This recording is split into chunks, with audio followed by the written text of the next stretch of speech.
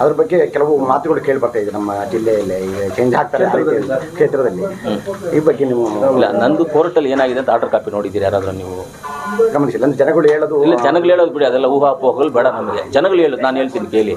ಜನಗಳು ಹೇಳೋದು ಕೋರ್ಟಲ್ಲಿ ಆಗಿರೋದು ಏನಂದರೆ, ಮೊದಲು ನಂದು ಒಂದು ಕೇಸ್ ಆಗುತ್ತೆ ನನ್ನ ಮೇಲೆ. ಕೇಸ್ ಮೊದಲು ಯಾವಾಗ 2018ರಲ್ಲಿ ಒಂದು ಕೇಸ್ ಮಾಡ್ತಾರೆ ನನ್ನ ಮೇಲೆ, 2018ರಲ್ಲಿ. ಅದು ಕೇಸ್ ಮೇಲೆ ಸ್ಟೇ ತೊಗೊಂಡಿದ್ದೆ, ಅದನ್ನು ನಡೀತಿ ಇವಾಗ. ಅದನ್ನೇನು ಮಾಡಿದ್ದಾರೆ, ನೀವು ಕೇಸನ್ನು ಎನ್ಕ್ವೈರಿ ಮಾಡಿ ಅಂತ ಹೇಳಿದ್ದಾರೆ. ನಾನು ಸ್ಕ್ವಾಶ್ಗೆ ಹಾಕ್ಕೊಂಡಿದ್ದೆ, ಸ್ಕ್ವಾಶ್ ಮಾಡೋಕ್ಕಾಗಲ್ಲ, ಇದು ಎನ್ಕ್ವೈರಿ ಆಗಲಿ ಇದು ಅಂತ ಹೇಳಿದ್ದಾರೆ. ಸರ್, ಎನ್ಕ್ವೈರಿ ಆದರೆ ನಾನು ಹೋಗ್ತೀನಿ, ಅವ್ರು ಎನ್ಕ್ವೈರಿಗೆ ನನ್ನನ್ನು ಕರೆದ್ರೆ ನಾನು ಕೋಪ್ರೇಟ್ ಮಾಡ್ತೀನಿ. ಏನು ಕೇಳಿದ್ರೆ ಅದು ಮಾಹಿತಿ ಕೊಡ್ತೀನಿ, ಕೋಪ್ರೇಟ್ ಮಾಡ್ತೀನಿ ನಾನು. ಇವಾಗ ನಾನು ಅದ್ರ ಮೇಲೆ ಕೋರ್ಟ್ಗೆ ಹೋಗಿರೋದು ನಿಜ, ಸುಪ್ರೀಂ ಕೋರ್ಟ್ಗೆ ಹೋಗಿರೋದು ನಿಜ. ಇಷ್ಟು ದಿವಸ ಡೆಲ್ಲಿಲೇ ಇದ್ದೆ, ಕೋರ್ಟ್ ವಿಚಾರದಲ್ಲೇ ಇದ್ದೆ, ನೋಡ್ಕೊಂಡು ಬಂದೆ. ಅಲ್ಲಿಂದ ಕೋರ್ಟ್ ವೆಕೇಷನ್ಸ್ ಇದೆ, ಅದು ಕೋರ್ಟಲ್ಲಿ ಏನಾಗುತ್ತೆ ಆಗುತ್ತೆ. ಅದು ಇಲ್ಲಿ ಊಹಾಪೋಹಗಳು ಅವ್ರವರು ಏನೇನೋ ಮಾಡ್ತು. ಎನ್ಕ್ವೈರಿ ನನ್ನನ್ನು ಕರೆದ್ರೆ ನಾನು ಹೋಗ್ತೀನಪ್ಪ. ಹೋಗ್ಬಿಟ್ಟು ಅವ್ರಿಗೇನು ಮಾಹಿತಿ ಕೇಳ್ತಾರೆ, ನನ್ನನ್ನು ಅವ್ರು ಎನ್ಕ್ವೈರಿ ಕರೆದಾಗ ನನ್ನನ್ನು ಏನು ಅಂತ ಅದನ್ನೆಲ್ಲ ಮಾಡ್ತೀನಿ, ನಾನು ಕೊಡ್ತೀನಿ, ಅವ್ರು ಕೋಪ್ರೇಟ್ ಮಾಡ್ತೀನಿ, ನಾನು ಹೋಗಿ ಎನ್ಕ್ವೈರಿಗೆ ಹೋಗ್ತೀನಿ. ನಾನು ಎನ್ಕ್ವೈರಿ ಮಾಡಲಿ, ತಪ್ಪೇನಿದೆ ಎನ್ಕ್ವೈರಿ ಮಾಡೋದು. ಒಂದು ಹೇಳ್ತೀನಿ ನೋಡಿ ಸರ್, ನೀವೆಲ್ಲ ಪತ್ರಕರ್ತರಿದ್ದೀರಾ, ನಿಮಗೂ ಗೊತ್ತಿರುವಂಥ ವಿಚಾರನೇ. 2010 ಇದು ಹಿಂಗೇ ನಡ್ಕೊಂಡು ಬರ್ತಾಯಿದೆ.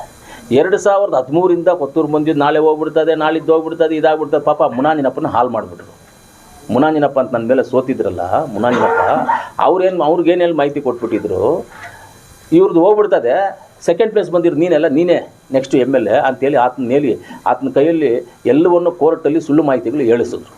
ಆಮೇಲೆ ಆತನೇ ಮನವರಿಕೆ ಮಾಡಿಕೊಂಡು ನನ್ನ ಹತ್ರನೇ ಹೇಳ್ದೆ ಬಂದಪ್ಪ, ನಾನು ಸುಳ್ಳು ಹೇಳಿದ್ದೀನಿ, ನನಗೆ ಯಾರೋ ಈ ಥರ ಇಷ್ಟು ಜನ ಸೇರಿ ನನಗೆ ಈ ಥರ ಮಾಡಿದ್ರು, ಸುಳ್ಳು ಹೇಳಿದ್ದೀನಿ, ದಯವಿಟ್ಟು ನನ್ನ ಕ್ಷಮಿಸ್ಬಿಡಿ, ನಾನು ಕೋರ್ಟ್ ವಿಚಾರಕ್ಕೆ ನಾನು ಬರೋದಿಲ್ಲ, ನನಗೆ ಮೋಸ ಮಾಡಿಬಿಟ್ಟು, ನನಗೆ ಅನ್ಯಾಯ ಮಾಡಿಬಿಟ್ಟು, ನನ್ನ ಫ್ಯಾಮಿಲಿ ಹಾಳು ಮಾಡಿಬಿಟ್ಟು ಅಂತ ಬೇಕಾದ್ರೆ ನೀವು ಕೇಳ್ಕೊಳ್ಳಿ ಮುನಾನಿನಪ್ಪನ ಹೋಗ್ಬಿಟ್ಟು ಹೇಳ್ಬಿಟ್ಟು ಆತನು. ಅದು 5 ವರ್ಷ ಹಂಗೆ ಕಳೀತು. ಆಮೇಲೆ 5 ವರ್ಷ ನಾನು ಎಲೆಕ್ಷನಲ್ಲಿ ರಿಸೆಕ್ಟ್ ಆಯಿತು, ನಾನು ಬಂದುಬಿಟ್ಟೆ. ಅದು 2010ರಿಂದನೂ ಹೇಳ್ತಾ ಇದ್ದಾರೆ ಹಿಂಗೆ, 2013ರಿಂದನೂ ಹೇಳ್ತಾ ಇದ್ದಾರೆ, ಇವಾಗಲೂ ಹೇಳ್ಕೊಂಡೇ ಹೋಗ್ತಾರೆ. ಅದು ಇವತ್ತು ಹೇಳಿರೋರು ಯಾರು? ಒಂದು ಇವಾಗ ನನ್ನ ಬಗ್ಗೆ ಏನಾದರೂ ಪೂರ್ತಿ ನೀವು ಮಾಹಿತಿ ಬೇಕಂದರೆ ನನ್ನ ಗ್ರಾಮ ಪಂಚಾಯತಿನಲ್ಲಿ ಹೋಗಿ ಗ್ರಾಮ ಪಂಚಾಯತಿನಲ್ಲಿ ಕೇಳಿದ್ರೆ 100% ಮಾಹಿತಿ ಸಿಗುತ್ತೆ ನಿನಗೆ. ನಾನು ಎಲ್ಲಿ ಹುಟ್ಟಿದೆ, ಎಲ್ಲಿ ಬೆರೆದೆ, ನಮ್ಮ ತಂದೆ ಯಾರು, ತಾತ ಯಾರು, ನಮ್ಮ ಅಜ್ಜಿ ಯಾರು, ನಮ್ಮ ಅಮ್ಮ ಯಾರು, ಏನು ಅನ್ನೋದು ಗೊತ್ತಾಗುತ್ತೆ. ಇವ್ರಿಗೆಲ್ಲ ಇಲ್ಲೆಲ್ಲೋ ಮಾತಾಡೋರಿಗೆಲ್ಲ ಏನು ಗೊತ್ತು ಅವ್ರಿಗೆಲ್ಲ? ಏನಾದರೂ ಯಾವತ್ತಾದರೂ ನಮ್ಮ ಮುಳ್ಬಾಗ್ಲಲ್ಲಿ ಯಾರಾದರೂ ಎನಿ ಕ್ಯಾಸ್ಟ್ ಅವರು ನನ್ನ ಮೇಲೆ ಸ್ಟ್ರೈಕ್ ಮಾಡಿದಾರಾ? ಎಲ್ಲಾದರೂ ಗಲಾಟೆ ಮಾಡಿದಾರಾ? ಏನಾದರೂ ಮಾಡಿದಾರೆ ಮುಳ್ಬಾಗ್ಲಲ್ಲಿ? ಯಾರೂ ಮಾಡಿಲ್ಲ.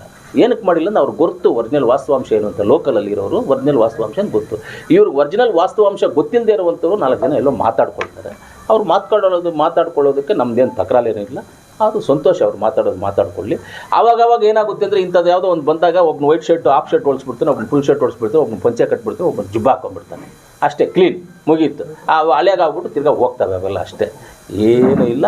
ಇವಾಗ ನಾನು ಇಲ್ಲಿ ಬಂದು ಕೂತಿದ್ದೀನಲ್ಲ, ಇವತ್ತು ನಾನು ಹೇಳ್ತಾ ಇದ್ದೀನಿ, ಕೋರ್ಟಲ್ಲೇ ಆಗಿರೋದೇನು, ನಾನು ಸ್ಕ್ವಾಶ್ಗೆ ಹಾಕ್ಕೊಂಡಿರೋದು, ನಂದು ಅಪ್ಲಿಕೇಶನ್ ರಿಜೆಕ್ಟ್ ಮಾಡಿರೋದು ನಿಜ. ನೀವು ಇದನ್ನು ಎನ್ಕ್ವೈರಿ ಮಾಡಿ ಅಂತ ಹೇಳಿರೋದು ನಿಜ. ಎನ್ಕ್ವೈರಿ ಮಾಡೋದಕ್ಕೆ ಅಂದರೆ ನನ್ನ ಮೇಲೆ ಎನ್ಕ್ವೈರಿ ಮಾಡೋದಕ್ಕೆ ನಾನು ಕೋಪ್ರೇಟ್ ಮಾಡ್ತೀನಿ.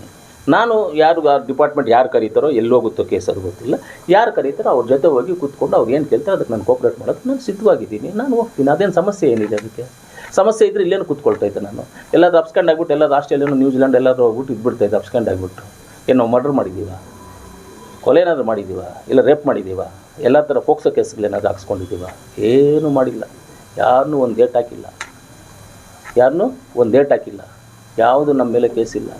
ಇರೋದೇ ಇದೊಂದೇ ಕೇಸೇ ನನ್ನ ಮೇಲೆ ಇರೋದು. ಅದು ಏನು ಕ್ಯಾಸ್ಟ್ ಸರ್ಟಿಫಿಕೇಟ್ ಸಂಬಂಧಪಟ್ಟಿದ್ದಂಗೆ ಇರೋದೊಂದು ಕೇಸ್ ಇರೋದಷ್ಟೇ, ಬೇರೆ ಯಾವುದೂ ನಮ್ಮ ಮೇಲೆ ಏನೂ ಇಲ್ಲ. ಅದಕ್ಕೆ ಭಯ ಪಡುವಂಥ ಅವಶ್ಯಕತೆಯೂ ಇಲ್ಲ, ಓಡೋಗುವಂಥ ಅವಶ್ಯಕತೆಯೂ ಇಲ್ಲ. ಜನ ಯಾರೇನು ಕೇಳಿದ್ರು ಆನ್ಸರ್ ಮಾಡೋದು ನಾನು ಸಿದ್ಧವಾಗಿದ್ದೀನಿ. ಅದಕ್ಕಿಂತ ಇವಾಗ ಕೋರ್ಟಲ್ಲಿ ಏನಾಗಿದೆ, ನೀವು ಕೇಸನ್ನು ಎನ್ಕ್ವೈರಿ ಮಾಡಿ ಅಂತ ಹೇಳಿದ್ದಾರೆ. ಸಂತೋಷ. ಅವ್ರು ಏನು ಕೇಳ್ತಾರೋ ಅದಕ್ಕೆ ಆನ್ಸರ್ ಮಾಡೋಕ್ಕೆ ನಾನು ಸಿದ್ಧವಾಗಿದ್ದೀನಿ. ಎನ್ಕ್ವೈರಿ ಮಾಡಿದ್ರೆ ಅವ್ರು ಕೋಪ್ರೇಟ್ ಮಾಡೋದಕ್ಕೆ ಸಿದ್ಧವಾಗಿದ್ದೀನಿ. ಇಲ್ಲೇ ಇರ್ತೀನಿ. ನಾಳೆ ಬೆಳಗಾಂಗೆ ಹೋಗ್ತೀನಿ, ಬೆಳಗ್ಗೆ 6 ಗಂಟೆಗೆ ಹೋಗ್ತೀನಿ. ಬೆಳಗಾಂಗೆ ಹೋಗ್ತೀನಿ. ಬೆಳಗ್ಗೆ ಹೋಗ್ಬಿಟ್ಟು ನಾಳೆ ಅಲ್ಲೆಲ್ಲ ಕಾರ್ಯಕ್ರಮ ಮುಗಿಸ್ಕೊಂಡು ರಾತ್ರಿ ವಾಪಸ್ ಬರೋಕ್ಕಾಗಲ್ಲ.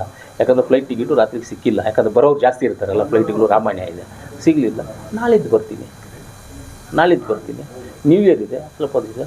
ಇಷ್ಟಿದ್ರೂ ಯಾವತ್ತಿದ್ರೂ ಈ ಒಂದು ವಿಚಾರದಲ್ಲಿ ಕಾನೂನು ಪ್ರಕಾರವಾಗಿ ಪೊಲೀಸವ್ರು ಆಗ್ಬೋದು, ಯಾರೇ ಆಗ್ಬೋದು, ನನ್ನನ್ನು ಎನ್ಕ್ವೈರಿಗೆ ಅನ್ನೋದು ಕೇಳಿದ್ರೆ ಅವ್ರಿಗೆ ನಾನು ಕೋಪ್ರೇಟ್ ಮಾಡಿ ಅವ್ರ ಜೊತೆ ಹೋಗಿ ನಾನು ಎನ್ಕ್ವೈರಿಗೆ ಏನು ಅವ್ರು ಮಾಹಿತಿ ಕೇಳಿದ್ರೆ ಮಾಹಿತಿ ಕೊಡೋಕ್ಕೆ ಸಿದ್ಧವಾಗಿದ್ದೀನಿ.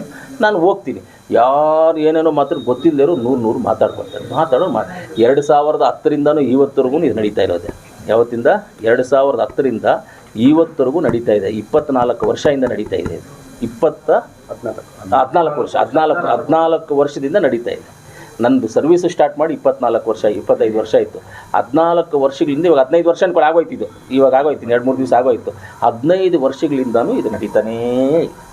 15 ವರ್ಷಗಳಿಂದ ನಡೆಯೋದು ಕಾಮನ್ ಅಲ್ಲ, ಆವತ್ತಿಂದ ಹಿಂಗೆ ಹೇಳ್ಕೊಂಬರ್ತಾ ಇದ್ದಾರಲ್ಲ, ಅದು ಮಾಮೂಲಿ ಹೋಗ್ತಾ ಇರುತ್ತೆ. ಮುಂದೆ ಹಂಗೆ ಹೋಗುತ್ತೆ, ಮುಂದೆ ಹಂಗೆ ಹೋಗುತ್ತೆ, ಏನಾಗುತ್ತೆ, ಏನಾಗಲ್ಲ.